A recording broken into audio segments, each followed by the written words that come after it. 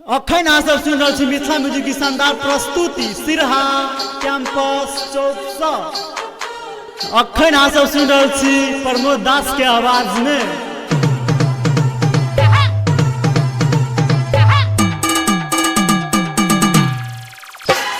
विवाह नहीं बनबो तो हर सही आगे, विवाह नहीं बनबो तो हर सही आगे, सही आगे मेला में पीटल को तो हर भैया गे।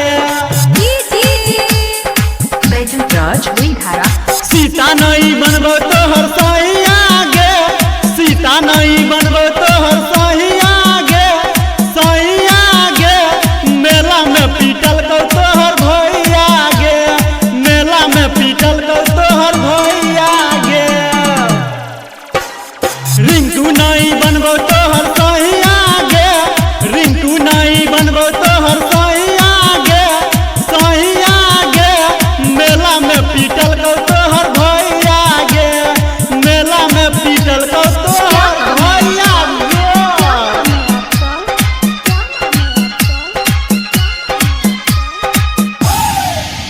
अखन अहाँ सब सुन रहल छी प्रमोद दास के आवाज में।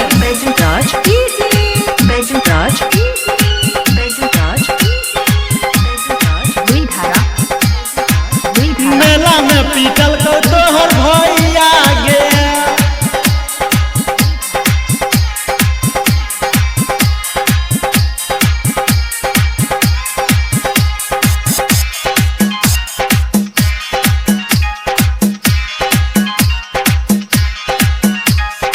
पहले देखलियो गुलरिया बाजार में, पहले देखलियो गुलरिया बाजार में, देखी का तो राहत तो गेलियो प्यार में। जनली ने माई तो हर बड़का चंडाल छो, गुंडा बोला तो खिया बहू मार छो। शांति नहीं बनबो तो हर सही आगे, सही आगे मेला में पीटल को तो हर भैया गे।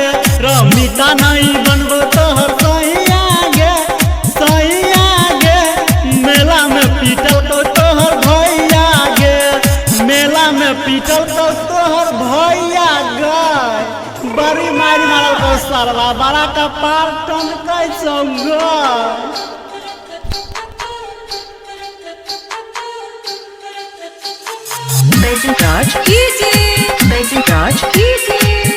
मेला में पीटल को तो हर भैया गे।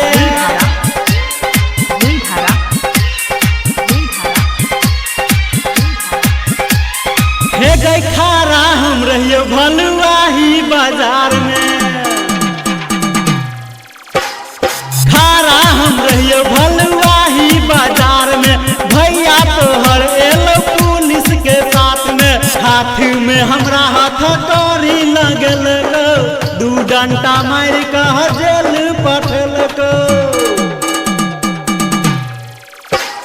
पिंकी नहीं बनबो